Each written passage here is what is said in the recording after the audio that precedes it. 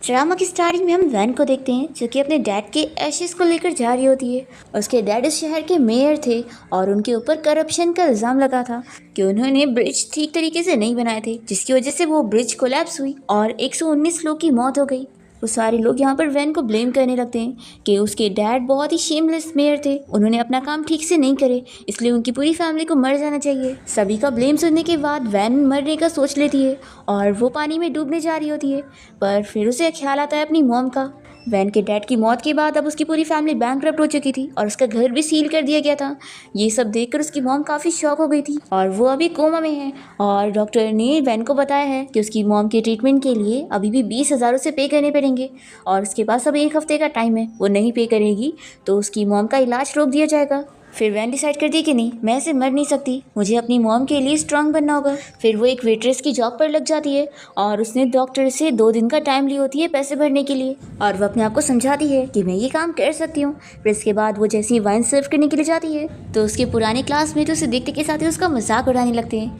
कहते हैं कि अरे ये तो वही फेमस मेयर की बेटी है ना, इसे क्या हो गया, ये वेट्रेस की जॉब कर रही है। ओह हाँ, इसके डैड ने तो कूद कर अपनी जान ले लिए थे और उनकी वजह से इतने सारे लोगों की मौत हुई थी और अब वो थोड़ी ना कोई मेयर है और ये बेचारी तो अब गरीब हो चुकी है। वैन इन लोग की बातों को इग्नोर करते हुए उनसे कहती है कि मैंने अपनी चीज़ें डिलीवर कर दी हूँ तो मैं जा रही हूँ। ये लोग उसे रोकने लगते हैं और कहते हैं कि क्यों ना तुम भी हमारे साथ एंजॉय करो। तो वैन नहीं मान रही होती है और वो जाने लगती है। तो उसकी पुरानी बेस्ट फ्रेंड लीना आकर उसे कहती है कि लगता है अब तुम बहुत ही गुस्से वाली हो गई हो। वैन कहती है कि याद करो कि स्कूल टाइम में तुम मेरे आसपास घुमा करती थी और तब तुम्हारी हालत ऐसी नहीं थी और तुम भूलो मत कि तुम्हारे डैड ने मेरे डैड को ट्रैप में फंसाया है और तुम लोगों की वजह से आज मेरी फैमिली की ये हालत है। तो फिर लिन कहती है कि तुम्हारे पास कोई प्रूफ नहीं है इसलिए तुम ये नहीं कह सकती। और हाँ, मैंने सुनी हो कि तुम्हारी मॉम कोमा में है और उन्हें पैसों की ज़रूरत है, तो ये लो मैं तुम्हें पैसे देती हूँ, तुम हमारे साथ यहाँ रात में एंजॉय करो और बदले में पैसे ले लो। तो वैन पैसे लेकर इस काम के लिए मान जाती है। फिर लिन कहती है कि चलो अब हम लोग एक एक्साइटिंग गेम खेलते हैं। अब ये बॉटल में घुमाऊंगी और ये जिसकी तरफ भी पॉइंट होगा वो अभी जो भी डोर से आने वाला पर्सन होगा उसे किस करेगा। फिर जैसे ये बॉटल घुमाती है तो ये बॉटल वैन की तरफ पॉइंट होती है और फिर सभी लोग उसे कहने लगते हैं कि अब बहुत ही मज़ा आने वाली है। वैन भी कहती है कि ठीक है, मैं गेम खेलने के लिए तैयार हूँ। और वो लिन से कहती है कि वैसे तो यहाँ पर हमारे पुराने सारे क्लासमेट आ चुके हैं लेकिन ब्लू को छोड़कर, और मुझे याद है कि हाई स्कूल टाइम में तुम ब्लू को कितना लाइक करा करती थी, तो क्या तुम्हें डर नहीं है कि अब आने वाला पर्सन ब्लू होगा और मैं उसे किस करूँगी तो तुम्हें बुरा नहीं लगेगा। और तभी इतने में किसी की यहाँ पर एंट्री होती है जो कि डोर के बाहर खड़े होकर सारी बातें सुन रहा होता है। लिन कहती है कि किसने कहा है कि सिर्फ लूज ही नहीं बचा हुआ है, सॉन्ग भी तो है और हम सभी को पता है कि हाई स्कूल टाइम में तुमने उस गरीब लड़के को कितना चेस करी थी और उसके लिए तो तुम इतना हद तक चली गई थी कि उसके साथ बॉटल्स कलेक्ट कर रही थी, पर फिर कुछ ही दिन बाद तुमने उसे डंप कर दी और तुम्हें पता है आज वो $100 बिलियन कंपनी का CEO बन चुका है। सोचो अगर वो यहाँ पर आ जाए और तुम्हें ऐसी हालत में देखे तो बताओ वो कितना ज़्यादा हंसेगा तुम पर। और फिर इसी बात पर वैन के ऊपर सभी क्लासमेट हंसने लग जाते हैं। वैन को गुस्सा आती है और वो लिन के ऊपर ड्रिंक फेंक कर उसे चिल्लाती है कि मैं जिसे चाहे चेस करूँ और जिसे चाहे ड्रम करूँ, ये मेरी मर्जी है और मेरा सॉन्ग के साथ क्या रिलेशन था ये बोलने वाली तुम कोई नहीं होती हो। और फिर ये सब सुनाने के बाद वैन यहाँ से जाने लगती है तो सभी लोग तो शॉक रह जाते हैं और उनका मुंह बंद हो जाता है। पर फिर वैन जैसे डोर खोलती है तो वो सामने सॉन्ग से टकरा जाती है और वो उसे गिरने से बचाता है और फिर वो उसे देखते के साथ ही अपना पुराना टाइम याद करने लगती है और फिर तुरंत यहाँ से भागकर चली जाती है। और फिर एक जगह बैठकर वो रोते हुए पुरानी चीज़ें याद कर रही होती है और हमें फ्लैशबैक में दिखाते हैं कि स्कूल टाइम में वैन ने सॉन्ग को चेज करी थी और उसी ने उसे प्रपोज करके डेट करी थी और फिर अचानक से एक दिन उसने उसके साथ ब्रेकअप कर ली थी और उसे रीज़न दी थी कि वो अब उसे खेल कर थक चुकी है। फ्लैशबैक इसी के साथ ही खत्म होता है और वैन अपने आप को रोते हुए समझा रही होती है कि उस ब्रिज कोलैप्स में सॉन्ग के डैड की भी मौत हुई थी, इसलिए वैन अपने आप को समझाती है कि वो एक खूनी की बेटी है और उसके डैड की वजह से सॉन्ग के डैड की मौत हुई है। फिर वैन उस पैसे को देखने लगती है जो वो लिन से लेकर आई थी। ये सोचती है कि इतने काफ़ी नहीं है, मुझे कैसे भी करके आज ही रात को ही सारे पैसे जमा करने होंगे। फिर वैन को एक आइडिया आता है और वो एक गाड़ी के सामने आकर मरने की एक्टिंग करके उससे पैसे लूटने का सोचती है और वो जैसे ही उस कार के सामने आती है तो उसका एक्सीडेंट हो जाता है और फिर जब वो हॉस्पिटल में होती है तो हमें पता चलता है कि वो कार किसी और की नहीं बल्कि सॉन्ग की थी और उसी ने वैन को हॉस्पिटल लाया होता है और नर्स से पूछ रहा होता है कि अभी उसकी कंडीशन कैसी है। तो नर्स बताती है कि इतनी ज़्यादा सीरियस तो नहीं है लेकिन अभी उसकी नी में चोट है तो उसे नेक्स्ट वीक भी उसे चेकअप के लिए लाना चाहिए। और नर्स तो इन दोनों को बॉयफ्रेंड और गर्लफ्रेंड समझ रही होती है और कहती है कि कपल्स के बीच में फाइट होती रहती है। फिर सॉन्ग वैन को देखते हुए सोचने लगता है कि हम दोनों को अलग हुए 7 साल हो चुके हैं। और फिर वो अपनी मॉम की बात याद कर रहा होता है और हमें फ्लैशबैक में दिखाते हैं सॉन्ग की मॉम बहुत ही रोते हुए कह रही होती है कि उसके डैड की मौत ब्रिज कोलैप्स होने की वजह से हो गई और इसमें सारी गलती वैन के डैड की थी और वो एक खूनी है। सॉन्ग याद करते हुए वैन के बारे में सोच रहा होता है कि इतने सालों में वो भी उससे कभी मिलने नहीं आई और ना उसके बारे में कुछ पता करी। फिर नेक्स्ट मॉर्निंग जैसी वैन की नींद खुलती है तो वो सॉन्ग को यहाँ बैठकर सोते हुए देखकर सोचती है कि ये यहाँ पर कैसे है। वो जल्दी से यहाँ से जाने लगती है पर फिर वो सोचती है कि नहीं, आज लास्ट डे है मुझे मेरी मॉम के लिए पैसे जमा करने के लिए, तब मुझे इतना नहीं सोचना चाहिए और इसी से पैसे ले लेने चाहिए। फिर वो वापस आकर सॉन्ग को जगाती है और उसे कहती है कि मिस्टर मुझे 30,000 पे करो, मेरे मेडिकल बिल का खर्चा और इमोशनल स्ट्रेस का भी, क्योंकि तुमने मेरा कार एक्सीडेंट करो। तो फिर ये कहता है कि क्या 30,000 काफ़ी होंगे और फिर वो उसे तुरंत ही पे कर देता है और कह देता है कि जो कार एक्सीडेंट हुआ था उसके बारे में मेरा लॉयर तुमसे बात करेगा। ये कहकर वो चला जाता है और वैन सोचती रह जाती है कि इसका क्या मतलब था।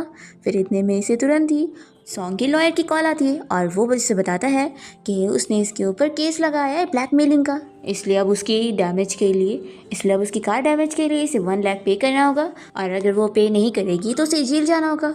ये सुनकर वैन तो शॉक रह जाती है और फिर वो लॉयर से कह देती है कि मैं कोई पैसे नहीं देने वाली हूँ, उल्टा उसने मुझे ब्लैकमेल किया था और मैं उसे कोई पैसे नहीं देने वाली हूँ, उसे लेना है तो मुझसे मेरी लाइफ ले ले। और फिर वो यहाँ सॉन्ग से मिलने के लिए उसकी कंपनी भी आ जाती है और तभी हम देखते हैं कि सॉन्ग का लॉयर उसे इस बारे में सब बता रहा होता है। वैन यहाँ रिसेप्शनिस्ट से बताती है कि मैं मिस्टर सॉन्ग से मिलना चाहती हूँ, उनसे कहो कि मैं प्रेग्नेंट हूँ और अगर 10 मिनट में वो मुझसे यहाँ मिलने नहीं आए ना तो फिर इसका उन्हें भारी अंजाम चुकाना होगा। फिर इस बारे में जब रिसेप्शनिस्ट सॉन्ग को बताती है तो वो आने के लिए इसे हाँ बोल देता है और फिर स्टाफ इसे लेके जाने लगती है तो सभी एम्प्लॉय देखकर बातें कर रहे होते हैं कि ये क्या, पिछली बार भी कोई ऐसी लड़की आई थी जो कि मिस्टर सॉन्ग की बच्चे की मॉम बनने का एक्टिंग कर रही थी, तब तो उसे धक्के मार के निकाल दिया गया था, लेकिन अब मिस्टर सॉन्ग ने इस लड़की को अंदर क्यों बुलाया है, कहीं ये बात सच तो नहीं। फिर वैन जैसे ही सॉन्ग के रूम में आती है तो वो गिरने लगती है तो वो उसे गिरने से बचाता है और फिर उसे ऊपर बैठा देता है और कहता है कि तुम्हारे तो पैर में चोट है ना, तो तुमने हाई हील्स क्यों पहनी हो। और फिर वो उसकी हील्स निकाल कर उसे स्लीपर पहना देता है और पूछता है कि तुमने क्या बोल कर आई हो, कि तुम मेरे बच्चे की मॉम हो। वैन कहती है कि अगर मैं ऐसा नहीं बोलती तो क्या तुम मुझे अंदर आने देते। सॉन्ग कहता है कि ठीक है, तुम तो प्रेग्नेंट हो ना और मेरे बच्चे की मॉम हो, तो चलो हम लोग चेकअप के लिए चलते हैं और अगर ये चीज़ फेक निकली तो फिर मेरी कंपनी का लीगल डिपार्टमेंट इसे हैंडल करेगा। तुम जानती भी हो तुम्हारी ऐसी कहानी बनाने की वजह से मेरी इमेज के ऊपर कितना बुरा असर पड़ेगा और फिर तुम इसका अंजाम अफोर्ड नहीं कर पाओगी। तो वैन कहती है कि तुम मुझसे पैसे कैसे लोगे, मेरे पास तो पैसे है ही नहीं। तो ये कहता है कि कोई बात नहीं, तुम इंस्टॉलमेंट में पे कर देना और तुम्हारी जितनी सैलरी रहेगी उस हिसाब से मुझे हर महीने पैसे देना। तो ये कहती है कि मैं हर महीने बस तुम्हें $1,000 दे सकती हूँ। और फिर ये मन में सोचती है कि वैसे अगर मैं $1,000 इसे दूंगी तो मुझे 13 साल लग जाएंगे इसे पैसे देते हुए, क्या ये मुझे इतने सालों तक टॉर्चर करना चाहता है। सॉन्ग कहता है कि अगर $1,000 तुम्हें हर महीने पे करने में स्लो लग रहा है तो एक काम करो, एक ही बार में सारे पैसे दे दो। तो ये कहती है कोई बात नहीं, 1 महीने वाला सही है। सॉन्ग कहता है कि ठीक है, फिर अब तुम यहाँ से जा सकते हो। तो फिर वैन भी गुस्से में चली जाती है। फिर वैन उस विला में जाने लगती है जहाँ पर वो पहले रहती थी, पर सिक्योरिटी गार्ड उसे बाहर ही रोक लेता है। तो वैन कहने लगती है कि अब इस विला का ओनर कौन है, मैं उससे मिलना चाहती हूँ क्योंकि मुझे एक सामान चाहिए था। तो फिर सिक्योरिटी गार्ड को पता ही नहीं होता कि वो कौन है। फिर ये वापस आ जाती है हॉस्पिटल अपनी मॉम से मिलने के लिए और उनसे कहने लगती है कि मॉम ये इतना प्यारा तो नहीं है जितना आपने और डैड ने मिलकर बनाए थे, लेकिन ये भी अच्छा ही है और आपको भी इसकी आवाज़ अच्छी लग रही होगी ना। तो वैन की मॉम की आंखों से आंसू आने लगते हैं।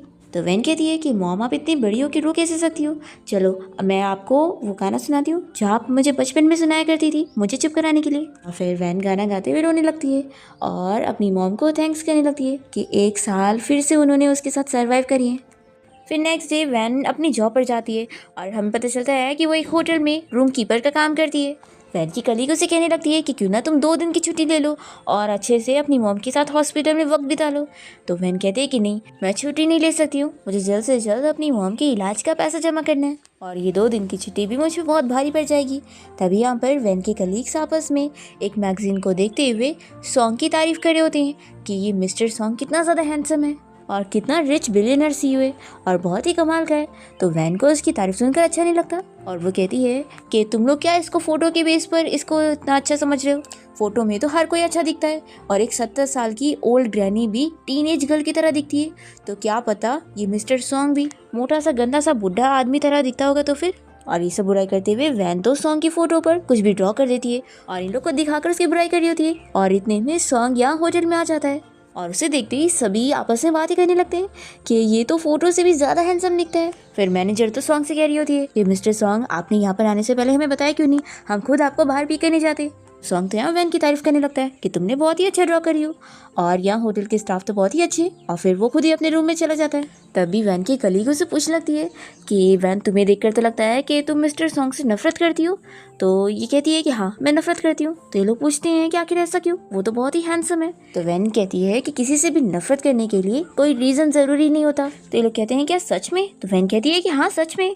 तभी वैन की मैनेजर कहने लगती है कि तुमने तो अभी हमारे होटल के मेजर क्लाइंट मिस्टर सॉन्ग को गुस्सा ही दिला दी होती, वो तो अच्छा हुआ कि उन्होंने गुस्सा नहीं करे। और फिर मैनेजर वैन को बताने लगती है कि वैसे मिस्टर सॉन्ग का ऑर्डर है कि वो ही उनकी रूम की कीपर होगी। तो वैन मना करने लग जाती है कि मुझे ये टॉर्चर नहीं सहना है। तो फिर मैनेजर कहती है कि तुम्हें अपनी मॉम की मेडिकल फीस भरना है ना अगले मंथ, अगर तुम मिस्टर सॉन्ग का काम करोगी ना तो तुम्हें ऊपर से टिप भी मिल जाएगी, तो ये तुम्हारे लिए अच्छा होगा। फिर वैन को मानना पड़ता है और वो सॉन्ग के रूम में चाय लेकर जाती है और देखती है कि वो बाथटब में नहा रहा है।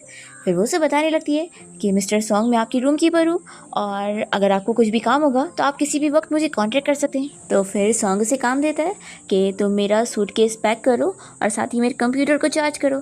तो वो तुरंत ही उसका काम कर देती है और फिर उसे चाय सर्व करने लगती है कि ये हमारे होटल की स्पेशल चाय। पर सॉन्ग इसे चाय नहीं देता, बल्कि वो उसके हाथ लेकर उसे अपने आप को टच कराने लगता है। तो ये शॉक हो जाती है। फिर ये उसे उठाकर बेड पर लेटा देता है और कहता है कि तुम सभी के सामने क्या कह रही थी कि मैं इनफर्टाइल हूँ, तो चलो मैं तुम्हें दिखा देता हूँ। वैन कहती है कि छोड़ो मुझे, नहीं तो मैं तुम्हारे बारे में और रूमर फैलाऊंगी। और फिर वो चिल्लाने लग जाती है। तो ये जल्दी से उसे चुप कराने के लिए किस करने लगता है और मैनेजर यहाँ बाहर से इन लोग क्या सुन रही होती है। फिर वैन जल्दी से भागकर बाहर आ जाती है और अपनी मैनेजर फ्रेंड से बात करने लगती है और मैनेजर से पूछती है कि तुम मिस्टर सॉन्ग को पहले से जानती हो ना और तुम दोनों का रिलेशन था। तो फिर ये बताती है कि हाँ, लेकिन अब हम दोनों के बीच में कुछ भी नहीं है, ना वो मेरे बारे में कुछ फील करता है और ना मैं उसके बारे में। तो इसकी फ्रेंड कहती है कि ऐसा हो ही नहीं सकता, अगर वो तुम्हारे बारे में कुछ भी नहीं फील करता होता तो तुम्हें अपनी रूम की कीपर नहीं बनाता। और देखो अब तो तुम्हारी मॉम भी बीमार है और तुम्हें पैसों की ज़रूरत है, तो अगर तुम उसे फिर से डेट करोगी तो तुम्हें तो इतना काम करना ही नहीं पड़ेगा। तो वैन मन में सोच रही होती है कि आखिर कौन अपने डैड की खूनी की बेटी से प्यार करेगा। फिर वैन को लिन की कॉल आती है और वो इसे बताती है कि नेक्स्ट वीक ऑक्शन पार्टी है और वहाँ पर बहुत सारी वेटरेस की ज़रूरत है। तो मैंने जैसे ये सुनी तो मुझे तुम्हारा ख्याल आया, तो क्या बोलती हो, अगर तुम वहाँ पर वेटरेस का काम करोगी तो तुम्हें $3000 मिलेगा, वो भी सिर्फ 3 घंटे काम करने के लिए। तो बताओ तुम जाओगी कि नहीं, तुम तो बहुत ही प्रोफेशनल हो ना। तो फिर वैन हाँ बोल देती है। और फिर जब वो यहाँ पार्टी में ड्रिंक सर्व कर रही होती है तो उसे देखकर उसकी क्लासमेट चिढ़ रही होती है और लिन से कहती है कि आखिर तुमने मेरी मॉम की पार्टी में इसे यहाँ पर क्यों बुलाई हो, इसके तो कपड़े भी अच्छे नहीं लग रहे। तो लिन कहती है कि अरे ये हमारी पुरानी क्लासमेट है ना, तो हमें इसे काम देकर इसकी हेल्प करनी चाहिए। और वैसे जब लूजिन यहाँ पर आएगा और वैन को ऐसे वेटर्स की जॉब करते हुए देखेगा तो उसे कितना डिस्गस्टिंग फील होगा ना, क्योंकि वो हाई स्कूल टाइम में इसे परस्यू जो कर रहा था। तो फिर इसकी फ्रेंड खुश होती है और कहती है कि वैसे तुम बार बार इस वैन की फिक्र क्यों करती रहती हो, अब मेयर की बेटी तुम हो, वो नहीं। और मैंने सुनी है कि लूजिंग अब्रॉड से वापस तुमसे एंगेजमेंट करने के लिए आ रहा है, तो कॉन्ग्रेचुलेशन। तभी ये लोग देख लेते हैं कि लूजिंग यहाँ पर आ गया है, पर वो यहाँ पार्टी में आने के बजाय वैन के पीछे जाता है। तो ये देखकर तो लिन को गुस्सा आ जाती है। लूजिंग यहाँ वैन को रोक कर उसे कहने लगता है कि मैं तुमसे कितने टाइम बाद मिल रहा हूँ और मुझे तुम्हारी फैमिली के बारे में पता चला तो मुझे बहुत ही बुरा लगा। वैन कहती है कोई बात नहीं, वो सब अब पास्ट है, और वो जाने लगती है। तो ये उसका हाथ पकड़ के रोकता है और कहता है कि क्या तुम बस मुझे अपना नंबर दे सकती हो, देखो मेरा ऐसा कोई मतलब नहीं है, मैं बस तुमसे कांटेक्ट में रहना चाहता हूँ। तो वैनी से कहती है कि मैं जानती हूँ कि तुम अब्रॉड से वापस लिन के साथ एंगेजमेंट करने आए हो और मैं तो तुम दोनों की शादी के लिए तुम्हें कॉन्ग्रेचुलेट करना चाहती हूँ। तो चलो अब तुम जल्दी से पार्टी में जाओ और यहाँ पर अपना टाइम मत वेस्ट करो। फिर लिन जल्दी से बाहर आकर लूजिन से कहने लगती है कि तुम यहाँ पर किससे बात कर रहे थे। तो ये कहता है कि बस एक फ्रेंड से, और वो अंदर चला जाता है इसका हाथ छुड़ाकर। तो इसे गुस्सा आती है और सोचती है कि ये वैन कितनी चालाक है, ऐसी बुरी हालत में भी वो किसी मैन को सेड्यूस कर लेती है। फिर ये अपने गार्ड को एक काम देती है और वो यहाँ वैन के पास जाकर उसे बताता है कि यहाँ पर वाइन ख़त्म हो गए तो चलो साथ लेने के लिए। फिर जैसे ही दोनों लिफ्ट में जा रहे होते हैं तो ये गार्ड तो वैन को बेहोश कर देता है। और फिर यहाँ पर हम देखते हैं कि ऑक्शन पार्टी स्टार्ट हो जाती है और एक नेकलेस के ऊपर बिडिंग लगने जाती है। तो सॉन्ग सबसे ज़्यादा अमाउंट यानी कि 800 मिलियन लगाकर इस नेकलेस को ख़रीद लेता है और यहाँ पर हम देखते हैं वैन को, जो कि कोल्ड स्टोर रूम में बंद होती है और उसकी हालत यहाँ बहुत ख़राब हो जाती है। और तभी यहाँ पर लिन आकर उसे बताने लगती है कि उसने उसे यहाँ पर बंद करवाई थी उसे सबक सिखाने के लिए कि आखिर वो कैसे लू को सेड्यूस कर सकती है। फिर इसे समझा देती है कि दोबारा लू जिन के नज़दीक जाने की सोचना भी मत, आज ये जो था ना ये लास्ट वार्निंग थी तुम्हारे लिए। ऐसा बोलकर ये जा रही होती है तो वैन इसके सर पर कांच की बॉटल मारती है और यहाँ से बाहर भाग जाती है।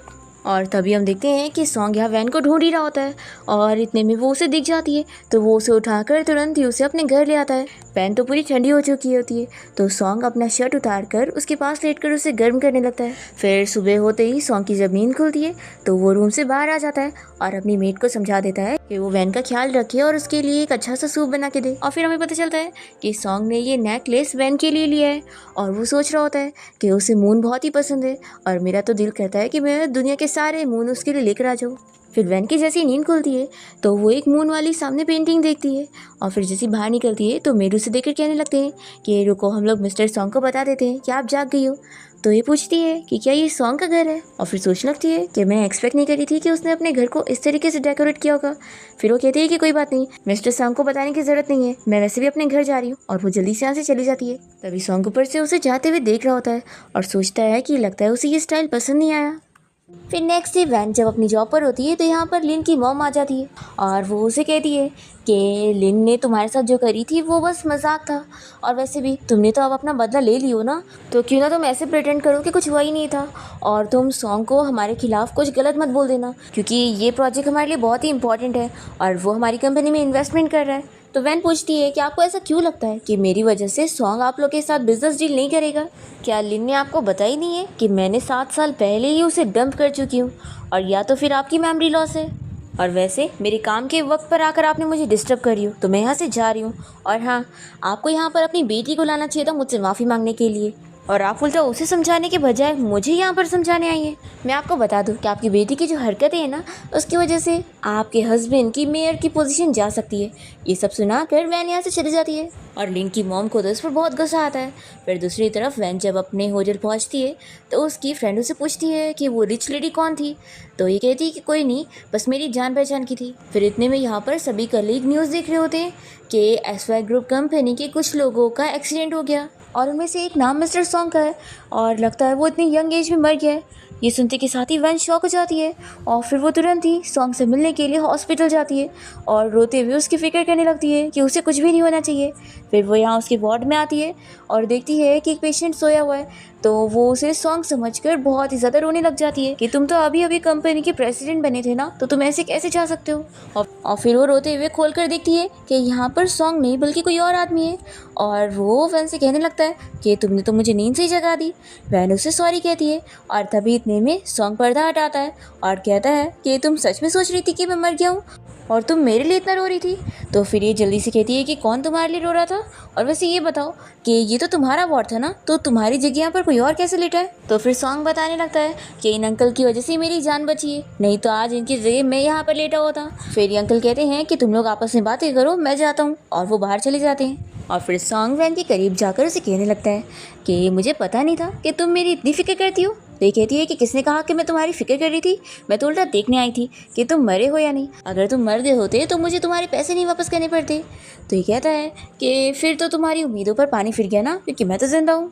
और फिर सॉन्ग वैन को किस करने लग जाता है, तभी वो उसे दूर करती है और उसकी चोट पर हाथ मार देती है। तो ये कहता है कि देखो अब तुम्हारी वजह से दर्द हो रहा है, तो अब तुम्हें इसकी रिस्पॉन्सिबिलिटी लेनी पड़ेगी। तो कहती है कि ठीक है, मैं मेडिसिन चेंज कर देती हूँ। और फिर वो उसका बैंडेज चेंज करने के लिए जैसी जाती है तो देखती है कि उसने पूरा शर्ट खोल कर बैठा होता है। तो ये कहती है कि ये क्या हाल है, मैं ऐसे नहीं करूँगी, रुको मैं नर्स को बुला देती हूँ। तो ये कहता है कि अगर तुम मेरी बैंडेज चेंज करोगी ना तो मैं तुमसे कोई पैसे नहीं लूँगा और हमारा हिसाब बराबर हो जाएगा। तो ये तो बहुत ही खुश हो जाती है और फिर तुरंत ही उसकी बैंडेज चेंज करती है। फिर ये कहता है कि चलो अब मेरी ड्रेस पहनने में भी हेल्प कर दो, क्योंकि आज मुझे एक पार्टी में जाना है और अब मैं अपना हाथ थोड़ी ना यूज़ कर पाऊंगा। तो पहले तो वैन नहीं मान रही होती है और कहती है कि तुम क्या कहीं के राजा हो जो मुझे ऑर्डर दे रहे हो। तो ये कहता है कि भूलो मत कि तुम ही मेरी रूम कीपर हो, और वैसे तुम अगर मेरी हेल्प करोगी तो मैं तुम्हें 10,000 और दूंगा। तो फिर ये तुरंत ही उसे पहनाने लगती है और कहती है कि ये तो हमारी सर्विस का हिस्सा है। और फिर कहती है कि देखो अब मैंने तुम्हारी बातें रिकॉर्ड कर ली हूँ तो तुम्हें पैसे देने पड़ेंगे। ये कहता है कि अगर अब तुम मेरे लिए रोज़ ऐसी ड्रेसिंग में हेल्प करोगी तो मैं तुम्हें रोज़ पैसे दूंगा। तो फिर ये कैलकुलेट करने लगती है और खुश होती है कि बहुत सारे पैसे हो जाएंगे। फिर ये कहती है कि चलो मैं तुम्हें एक और एक्स्ट्रा सर्विस दे देती हूँ, और फिर वो उसे उसका कोट पहनाकर उसे अपने नज़दीक करती है। तभी इतने में यहाँ पर वैन की फ्रेंड उसे लेने आई होती है, और फिर दोनों जब साथ में जा रहे होते हैं तो वैन की फ्रेंड उसे कह रही होती है कि मिस्टर सॉन्ग को देखकर तो लगता है कि उसका तुम पर क्रश है। तो ये कहती है कि ऐसा हो ही नहीं सकता, और वो बस मेरे ऊपर फेवर करने की कोशिश कर रहा है, और वैसे भी अब तो हम दोनों दो अलग दुनिया से बिलोंग करते हैं और उसका स्टेटस अब मेरे स्टेटस से मैच नहीं करता है। तो फिर इसकी फ्रेंड कहती है कि तुम बिल्कुल गलत हो, देखना एक दिन तुम दोनों साथ होके रहोगे, और मैं तुम्हें बताऊँ मिस्टर सॉन्ग जल्द ही हमारा होटल खरीदने वाले हैं, और फिर एक दिन तुम हमारी बॉस लेडी बन जाओगी, तो तुम मुझे भूलना मत, समझी। वैन कहती है कि चलो शर्त लगाते हैं, ऐसा नहीं होगा, और अगर मैं ये शर्त जीतूंगी तो फिर तुम्हें मेरी केयर करनी होगी। तो इसकी फ्रेंड मान जाती है, और फिर वैन यहाँ सोच रही होती है कि क्या वो सच में मेरे लिए होटल खरीद रहा है। फिर हम देखते हैं कि सॉन्ग यहाँ अपने किसी पुराने क्लासमेट के साथ क्लब में होता है, जो कि इस क्लब का ओनर है।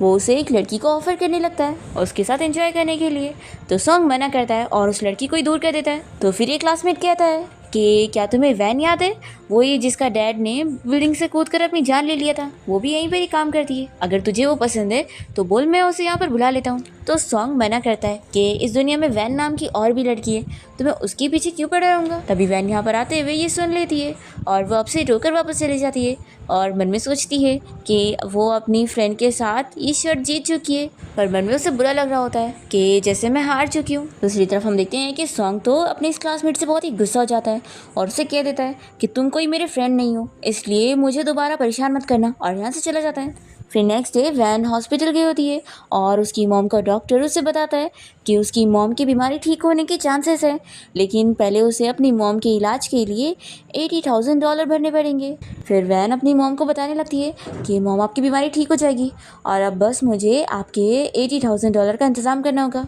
और अब उसके लिए मैं मेहनत से फिर से काम करूँगी।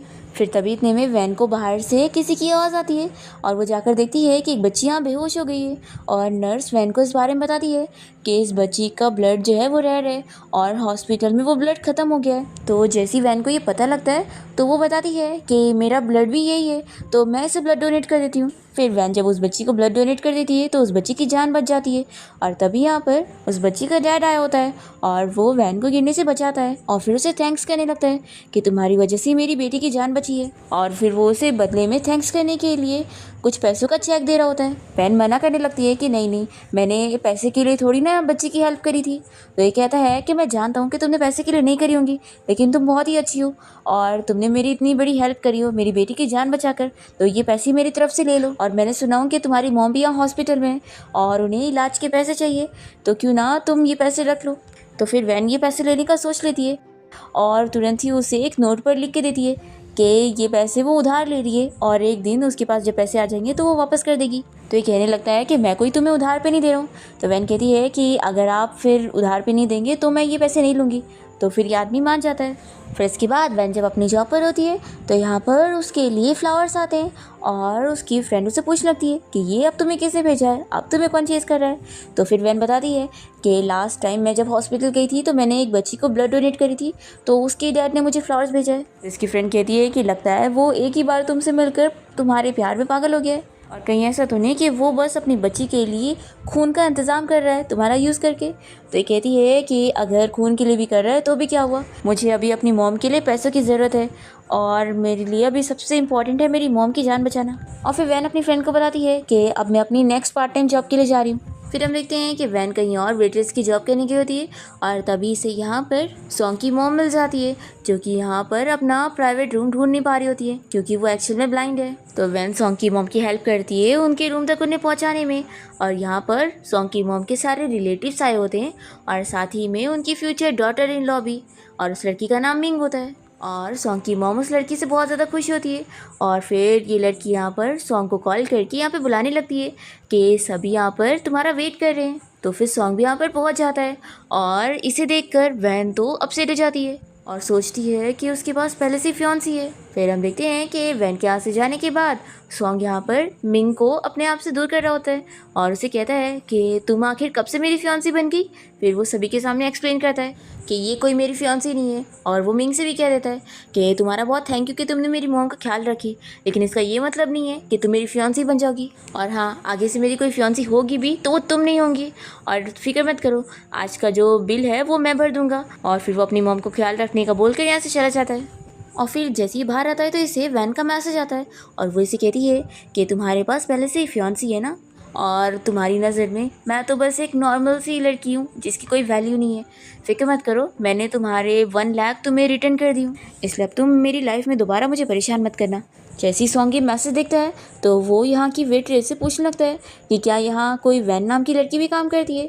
तो फिर वेट्रेस बताती है कि हाँ, और वो अभी छुट्टी लेकर घर गई है। जैसे ही सॉन्ग ये सुनता है तो वो वैन को बाहर किसी कार में बैठकर जाते हुए देख लेता है और सोचता है कि ये तो मिस्टर शू की कार है, और वैन ने अब मुझे अपने 1 लाख भी वापस कर दिए, तो इसका मतलब है कि वो मिस्टर शू को डेट कर रही है। फिर कार से जाते वक्त मिस्टर शू यहाँ वैन से कह रहा होता है कि क्या तुम श्योर हो कि तुम सच में मेरे प्रपोजल को एक्सेप्ट कर रही हो। तो ये हाँ बोलती है और कहती है कि वैसे क्या उसने अपना प्रपोजल अपनी बेटी की वजह से भेजा था।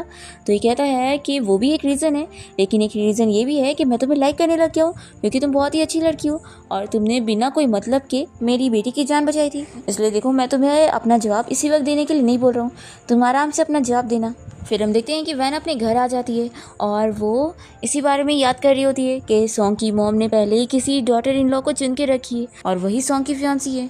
इस बारे में सोच कर ही अपसेट हो रही होती है और तभी इसके पेट में बहुत दुखने लग जाता है और ये यहीं पर बेहोश हो जाती है। दूसरी तरफ सॉन्ग वैन को ढूंढते हुए उसके होटल जाता है, पर उसकी कलीग से उसे पता लगता है कि वो यहाँ पर है ही नहीं। वैन की फ्रेंड उसे कॉल करने लगती है और उसे बताती है कि वो कॉल भी नहीं उठा रही है।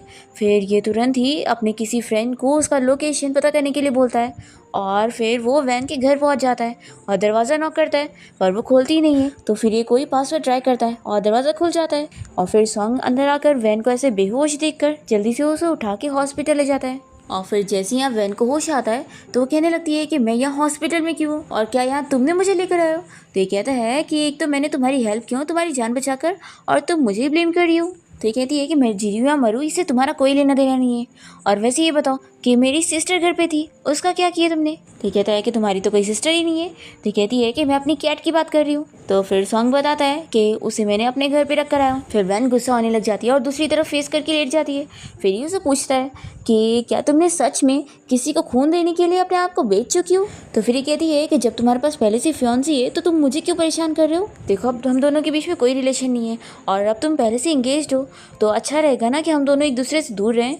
इसलिए मैं अपना ब्लड बेचूँ या अपनी किडनी बेचूँ, इससे तुम्हारा कोई लेना देना नहीं है। तो सॉन्ग कहता है कि तुम्हें क्या लगता है, अगर मुझे तुम्हें परेशान करना होता ना तो मेरे पास कई रास्ते हैं, और मैं तुम्हें याद दिला दूं कि मेरी कार का एक्सीडेंट तुमने करी थी और 7 साल पहले भी तुमने ही पहले मुझे चेस करी थी, इसलिए मैंने नहीं बल्कि तुमने मुझे परेशान कर रखी हो। ऐसा बोलकर ये गुस्से में चला जाता है।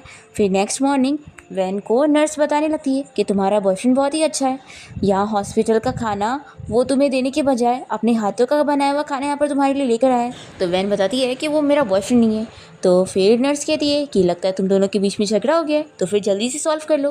तभी इतने में यहाँ पर सॉन्ग आ जाता है। तो वैन कहती है कि तुम अभी तक यहाँ से गए नहीं, क्या तुम्हें डर नहीं है कि तुम्हारी फियांसी को इस बात से बुरा लगेगा कि तुम रात भर उसे छोड़कर कहीं और थे। तो फिर ये बताता है कि मिंग मेरी फियांसी नहीं है और तुम सब गलत सोच रही हो, पर वैन इसकी बात नहीं मान रही होती है। तो ये कहता है कि मैं ऐसा क्या करूँ कि तुम मेरी बात पर यकीन करो। तो वैन कहती है कि तुम्हें कुछ भी करने की ज़रूरत नहीं है, तुम अपनी फियांसी के पास जाओ, और वैसे भी मैंने भी मिस्टर शू के प्रपोजल को हाँ बोल चुकी हूँ। तो फिर ये सुनने के बाद सॉन्ग यहाँ से गुस्से में चला जाता है। फिर इसके बाद हम देखते हैं कि वैन अपने घर पर होती है और तभी उसे मिस्टर शू की कॉल आती है और वो इसे बताता है कि कुछ दिन बाद उसके ग्रैंडपा की बर्थडे पार्टी है और उसमें वो वैन को अपने साथ अपनी डेट बनाकर लेके जाना चाहता है। तो वैन इसके लिए हाँ बोल देती है और फिर वो मिस्टर शू के साथ पार्टी में जब पहुंचती है तो यहाँ पर लिली से देखते के साथ ही उसे चिल्लाने लगती है कि तुम कितनी चालाक हुआ, तुमने इतनी जल्दी अब किसी और मैन को फंसा ली हो और अब तुम मिस्टर शू के साथ घूम रही हो, और उसकी बच्चे की स्टेप मदर भी बन चुकी हूँ। वैन कहती है कि तुम्हें क्यों इतना बुरा लग रहा है, जैसे कि मैं तुम्हारी स्टेप मदर बन रही हूँ, और लगता है लास्ट टाइम मैंने जो तुम्हें सबक सिखाई थी वो तुम्हारे लिए काफ़ी नहीं था। तो लिन कहती है कि तुम्हें तो मैं बाद में देख लूँगी, और वो यहाँ से चली जाती है। और फिर मिस्टर शू वैन को लेकर अपने ग्रैंडपा से मिलवाता है और बताता है कि ये मेरी गर्लफ्रेंड है। तो यहाँ पर हम देखते हैं कि सॉन्ग भी बैठा होता है और वो इन दोनों को ऐसे साथ देखकर बहुत ही गुस्सा होने लगता है और वो अपने हाथ से ही वाइन का ग्लास फोड़ देता है। फिर इसके बाद हम देखते हैं कि मिस्टर शू वैन को उसके घर तक छोड़ने जाता है और तभी वैन पीछे वाली कार में सॉन्ग को देख लेती है और फिर मिस्टर शू से कहने लगती है कि क्या आप मेरे साथ मेरे घर तक चलोगे, कोई है जो मेरे पीछे पड़ा हुआ है और मैं उसे दिखाने के लिए आपको साथ में एक्ट करने के लिए बोल रही हूँ। फिर मिस्टर शू मान जाता है और वैन उसे अपने घर तक लेके जाती है और विंडो की लाइट चालू करके वो उसके साथ बातें करके यहाँ सॉन्ग को दिखा रही होती है और सॉन्ग सच में यहाँ बहुत ही गुस्सा होने लगता है और वो गुस्से में मिस्टर शू की कार को ही हिट कर देता है। और फिर ये देखकर वैन यहाँ कर इसे चिल्लाती है कि क्या तुम पागल हो चुके हो। तो सॉन्ग कहता है कि क्या तुमने इस मिस्टर शू को बताई हो कि मेरा और तुम्हारा क्या रिलेशन रह चुका है। और फिर सॉन्ग शू को ये बताने लगता है कि मैं इसके बहुत ही करीब हूँ और मैं ये तक जानता हूँ कि उसके पैर में तिल है। वैन ये सुनकर शॉक रह जाती है कि कुछ भी कही जा रहा है और फिर सॉन्ग तो वैन को लेकर उसके साथ उसके घर में जाता है और उसे किस करने लगता है। तो वैन इसे थप्पड़ लगाती है और कहती है कि मैं अच्छी तरीके से जानती हूँ कि तुम बस मेरे साथ नाइट स्पेंड करना चाहते हो। तो ये कहता है कि ठीक है, मान लिया कि मैं ये करना चाहता हूँ। तो वो मिस्टर शू भी यही चाहता है। तो ये कहती है कि लेकिन उसके साथ मैं अपनी मर्ज़ी से हूँ और उसने अभी तक मेरे साथ ऐसा कुछ भी नहीं किया। तो फिर सॉन्ग कहने लगता है कि आखिर तुम मेरे साथ ऐसा क्यों कर रही हो, तुम्हें पैसे चाहिए ना, तो ठीक है, मैं तुम्हें 1 मिलियन देता हूँ। ये सुनकर वैन कहती है कि तुम्हारी नज़रों में मैं ऐसे टाइप की हूँ जो पैसों के लिए कुछ भी करूँगी, अगर ऐसा ही करना होता ना तो मैं इतनी मेहनत से काम नहीं करती। और वो रोने लग जाती है। तो फिर सॉन्ग भी यहाँ नीचे बैठकर वैन को बनाने लगता है और उसे बताता है कि वो करोड़ों में उसके लिए एक है और उसने उसे ढूंढने के लिए कितनी सारी वैन नाम की लड़कियों को सर्च किया था, तब जाकर उसे वो मिल पाई थी वापस से। सॉन्ग रोते हुए कहने लगता है कि प्लीज़ तुम मुझसे शादी कर लो और चाहे ये सिर्फ 6 महीने के लिए सही। तो फिर वैन मान जाती है और फिर नेक्स्ट डे ये दोनों अपना कोर्ट में जाके मैरिज सर्टिफिकेट ले लेते हैं। वैन कहती है कि मैंने सच में तुमसे शादी कर ली हूँ। तो ये कहता है कि अब तुम रिग्रेट नहीं कर सकती। फिर ये कहती है कि वैसे तो हमारी सिर्फ 6 महीने की कॉन्ट्रैक्ट मैरिज है, लेकिन मैं फिर भी तुम्हें अपनी कंडीशंस बताना चाहती हूँ। और फिर वैन कहती है कि पहली तो मेरी शर्त ये है कि हम दोनों की मैरिज सीक्रेट होगी ताकि हमें आगे चल के कोई प्रॉब्लम ना हो, और दूसरी ये कि जैसे तुमने मुझसे प्रॉमिस करा है कि तुम मुझे पैसे देने वाले हो, तो अब हमारी शादी हो चुकी है तो तुम्हें कुछ पैसे अभी मुझे दे देने चाहिए, मुझे अपनी मॉम के लिए फ़ीस भरनी है। तो फिर ये कहता है कि बस इतनी सी शर्त है। फिर ये से बताता है कि मैंने जो 2 बिलियन तुम्हें देने का वादा करा हूँ वो तुम्हारी ब्राइड प्राइस है और मैंने अपने असिस्टेंट से ऑलरेडी बोलकर तुम्हारे अकाउंट में वो ट्रांसफ़र करवा चुका हूँ। और फिर वो उसे ब्राइड प्राइस की और चीज़ें देने लगता है, जिसमें से एक वो कार्ड देता है कि इसमें वो कितना भी खर्चा कर सकती है, ये अनलिमिटेड कार्ड है। और साथ ही वो उसे एक कार की चाबी देने लगता है और ये भी बताता है कि डिवोर्स के बाद उसकी कंपनी के जो आधे शेयर्स रहेंगे वो भी वैन के हो जाएंगे। तो ये सब सुनकर वो मना करने लगती है कि मुझे इतना सब कुछ नहीं चाहिए। ये उसे कार्ड वापस करता है और कहता है कि मैं तुम्हें ये सब देकर ये जताना चाहता हूँ कि मेरे से शादी करने के बाद तुम्हें कोई भी कमी नहीं होगी। फिर नेक्स्ट सीन में हम देखते हैं कि वैन और सॉन्ग की वेडिंग हो रही होती है और जब दोनों किस कर रहे होते हैं तो हमें पता लगता है कि वैन तो ये सपना देख रही थी और वो सॉन्ग के हाथ को पकड़ के किस कर रही होती है और उसे जैसी होश आता है तो उसे बहुत ही एम्बैरेसिंग फील होता है कि ये कैसा सपना मैं देख सकती हूँ। फिर फ्लैशबैक में हमें दिखाते हैं कि वैन सॉन्ग के घर पे रहने के लिए आ गई होती है और मेड उसे इसका नाइट ड्रेस ला कर देती है और बताती है कि ये मिस्टर सॉन्ग ने आपके लिए स्पेशली प्रिपेयर करे। फिर सॉन्ग ये नाइट ड्रेस पहनने के बाद सोचती है कि मैं इतना नर्वस क्यों हो रही हूँ, आखिर आज हमारी वेडिंग नाइट है। फिर फ्लैशबैक यहाँ पर ख़त्म होता है और सॉन्ग इसे कहने लगता है कि क्या हुआ, तुम तो बहुत ही नर्वस हो। तो वैन कहती है कि मैं तो नहीं हूँ, लगता है तुम हो। फिर दोनों ही किस करने लगते हैं और साथ ही नाइट स्पेंड करते हैं। नेक्स्ट मॉर्निंग होते ही वैन यहाँ वॉशरूम में आई होती है और तभी सॉन्ग भी यहाँ पर आ जाता है और उसे बताने लगता है कि आज मैंने छुट्टी ली हूँ, हमारी शादी की छुट्टी। और फिर वो उसे ऊपर बैठाकर उसकी रिंग उसके हाथ में पहनाता है और कहता है कि तुम इसे उतारा ना करो, अब से तुम्हें इसे हमेशा पहने रहना है, नहाते वक्त भी। और फिर उसके बाद हम देखते हैं कि वैन अपनी मॉम से मिलने हॉस्पिटल जाती है और उन्हें सब बता रही होती है कि मॉम अब मैंने सॉन्ग के साथ कॉन्ट्रैक्ट मैरिज कर ली हूँ और उसने आपकी मेडिकल फ़ीस भरने का कह दिए और उसने मुझे बहुत पैसे दिए और पूरी फ्रीडम भी दी और वो मेरे साथ बहुत ही अच्छे से। तो मॉम अब आप भी जल्दी से ठीक हो जाओ, मैं चाहती हूँ कि मैं आपको घुमाने फिराने लेकर जाऊँ और अच्छा खाना खिलाने भी। और हाँ मॉम, मैंने अभी अपनी जॉब नहीं छोड़ी हूँ क्योंकि वो मेरी फ्रेंड ने मुझे दिलाई थी जब मुझे सबसे ज़्यादा ज़रूरत थी, तो ऐसे कैसे मैं उसका एहसान भूल सकती हूँ। फिर इसके बाद वैन अपनी जॉब पर होती है और तभी सॉन्ग को सामने से जाते हुए देखकर वैन की कलीग उसकी तारीफ़ करने लगती है कि वो कितना ज़्यादा हैंडसम है, उसकी आँखें इतनी प्यारी है, उसके लिप्स इतने प्यारे हैं, नोज़ इतने प्यारी है। और ये बस सुनी जा रही होती है कि कितनी ज़्यादा ही तारीफ़ें कर रही है लोग। फिर इतने में वैन को सॉन्ग की कॉल आती है और वो उसे रूम में बुलाता है। तो फिर वो अपनी कलीग से कहती है कि देखो, तुम लोगों के हैंडसम मैन ने फिर मुझे बुला लिया है टॉर्चर करने के लिए। तो लोग कहती हैं कि वो हमें कभी बुलाता ही नहीं है, नहीं तो हम लोग तो खुशी से जाए। फिर वैन सॉन्ग के रूम में आती है और उससे पूछती है कि मिस्टर सॉन्ग, आपको कौन सी सर्विस चाहिए। तो कहता है कि क्या तुमने खाना खाई हो। तो ये कहती है कि तुम इतने सारे खाने यहाँ चुबा के बैठे हो। सॉन्ग कहता है कि चलो जल्दी से मुझे किस करो, फिर तुम्हें भी खाने मिलेगा। तो फिर यहाँ पर वैन उसके ऊपर आके बैठती है और फिर वो उसे खाना खिलाने के नाटक करके उसे किस करने लगता है। फिर वैन कहती है कि अब तुमने किस ले ली ना, अब मैं और खाना खा सकती हूँ ना। तो सॉन्ग कहता है कि अब हमारी शादी हो चुकी है, तो तुम्हें नहीं लगता कि तुम्हें मुझे कुछ और नाम से बुलाना चाहिए। तो वैन कहती है कि अभी तक तो तुमने भी मुझे उस नाम से नहीं बुलाया।